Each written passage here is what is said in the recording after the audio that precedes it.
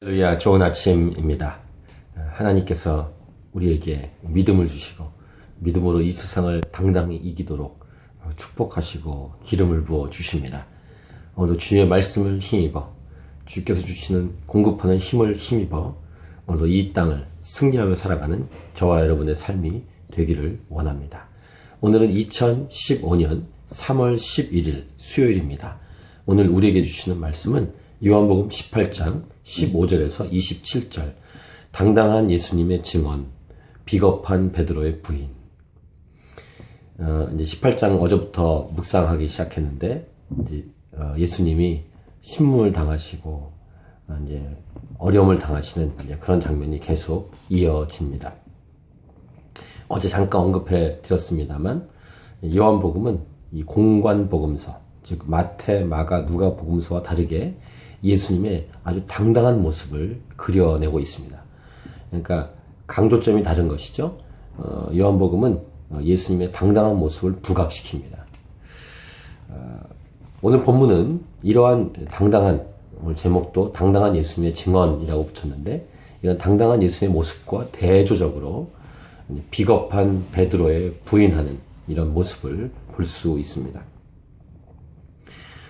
시몬 베드로와 또 다른 제자 한 사람, 이 다른 제자 한 사람은 사도 요한으로 추정됩니다. 왜냐하면 그래서 이 요한복음이 기록되어 있기 때문에 예수를 따르니 이 제자는 대제사장과 아는 사람이라. 그러니까 사도 요한은 아마 거기에 있는 무리들과 좀 아는 사람이 있었나 봅니다. 그래서 예수와 함께 대제사장의 집들에 들어가고 베드로는 문 밖에 서 있는지라 대제사장을 아는 그 다른 제자가 나가서 문 지키는 여자에게 말하여 베드로를 데리고 들어오니, 사도 요한이 좀 거기 있는 사람을 좀 아니까 베드로를 이렇게 데리고 들어왔다 하는 것입니다. 그때 문 지키는 여종이 베드로에게 말하되 너도 이 사람의 제자 중 하나가 아니냐 하니, 그가 말하되 나는 아니라. 첫 번째 베드로의 부인이 시작됩니다. 그때가 추운 거로 종과 아랫사람들이 불을 피우고 서서 쬐니 베드로도 함께 서서 쬐더라. 그 다음에 이 그림이 바뀌어서 예수님에게로 포커스가 맞춰집니다. 대제사장이 예수에게 그의 제자들과 그의 교훈에 대해 물으니, 이제 보십시오. 마테마가 누가에서는 이게 침묵하는 예수님의 모습을 많이 그려냈다면, 요한복음은 당당하게 말을 하시는 예수님의 모습을 그려내고 있습니다. 예수께서 대답하실 때 내가 드러내놓고 세상에 말하였노라. 모든 유대인들이 모이는 회당과 성전에서 항상 가르쳤고 은밀하게는 아무것도 말하지 아니하였거늘. 그러니까 평상시의 사역도 당당하게 숨기지 않고 말씀하셨다는 것을 얘기합니다. 어찌하여 내게 묻느냐? 내가 무슨 말을 하였는지 들은 자들에게 물어보라. 그들이 내가 하던 말을 아느니라. 그러니까 내 말을 들은 사람을 물어보시오. 이렇게 아주 당당한 예수의 모습을 볼 수 있죠.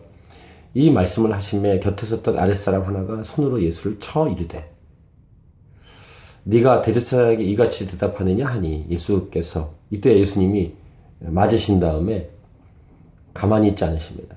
대답하시되 내가 말을 잘못하였으면 그 잘못한 것을 증언하라. 바른 말을 하였으면 네가 어찌하여 나를 치느냐 하시더라. 이렇게 합니다. 아무튼 당당하고 할 말을 하시는 예수님의 모습을 볼 수 있죠. 안나스가 예수를 결박한 그대로 대제사장 가야바에게 보내니라. 그러니까 지금 이 신문하는 이 내용이 불법이라는 걸 알 수 있습니다. 우리 자료를 보면은 밤에 하는 것도 불법이요. 두 번째, 현직 대제사장이 아닌 사람이 지금 물어봤다는 거죠. 그래서 이제 현직 제사장 가야바에게로 보냅니다. 안나스에 갔다가. 안나스는 지금 제사장은 아니라는 것을 말하고 있습니다. 그리고 또 그림이 바뀝니다. 시몬 베드로가 서서 불을 쬐더니 사람들이 묻되 너도 그 제자 중 하나가 아니냐? 베드로가 부인하여 이르되 나는 아니라 하니. 두 번째 부인입니다. 대제사장의 종 하나는 베드로에게 귀를 잘린 사람의 친척이라. 말고라는 사람이 어제 기록되어 있었죠. 이르되 네가 그 사람과 함께 동산에 있는 것을 내가 보지 아니하였느냐? 이렇게 묻습니다. 그때 세 번째 베드로의 부인이 나옵니다. 이에 베드로가 또 부인하니 곧 닭이 울더라. 오늘 말씀을 통해 알 수 있는 것은 무엇일까요? 저는 이 말씀 묵상할 때 이렇게 한 문장이 떠올랐습니다. 하나님이 부르신 그 부름의 길, 십자가의 길이죠. 예수님에게는 부름의 길을 가면 당당하다. 그런데 그 길에서 이탈되면 이 베드로를 말합니다. 제자의 길을 이탈하면 비겁해집니다. 다시요. 하나님이 부르신 부름의 길을 가면 당당하지만 그렇지 않으면 당당하지 않습니다. 이런 원리를 볼 수 있고, 두 번째, 왜 베드로가 부인했을까요? 두려워했기 때문입니다. 그럼 두 번째 질문을 합니다. 왜 두려워했을까요? 자기 목숨을 부지하기 위해서, 즉 자기 유익을 챙기기 위해서. 인간이 다 그렇죠. 죄성이 있고 연약하기 때문에. 베드로가 십자가를 통과한 예수님, 부활을 통과한 예수님, 그리고 승천하신 이후에 약속하신 성령이 부어진 다음에 베드로가 어떻게 됩니까? 당당해집니다. 사도행전 보면. 그럼 우리에게도 소망이 있습니다. 우리가 이 땅을 살아갈 때 우리가 당당할 수 있는 비결, 우리의 길, 즉 하나님이 허락한 길, 하나님이 부르신 부름의 길, 제자의 길을 걸어가는 것입니다. 십자가의 길, 순교자의 삶을 살아가는 것입니다. 그럼 당당할 수 있습니다. 두 번째, 성령 충만을 구해야 합니다. 예수 믿는 게 분명하면 성령 충만을 당연히 구해야 합니다. 그래서 내 목숨 부지하기 위해서 두려워하는 게 아니라 당당하게. 그래서 믿음의 선배들은 순교를 두려워하지 않고 오히려 영광스럽게 여기셨다라는 것이죠. 나중에 베드로는 그렇게 영광스럽게 죽음의 길, 순교의 길을 갑니다. 복음을 위해서, 예수님을 위해서. 오늘 제목, 당당한 예수님의 증언, 비겁한 베드로의 부인. 어떤 길로 서기 원하십니까? 장담하고 이렇게 내가 할 수 있습니다 이렇게 말하기 전에 주여 나를 도와 주옵소서.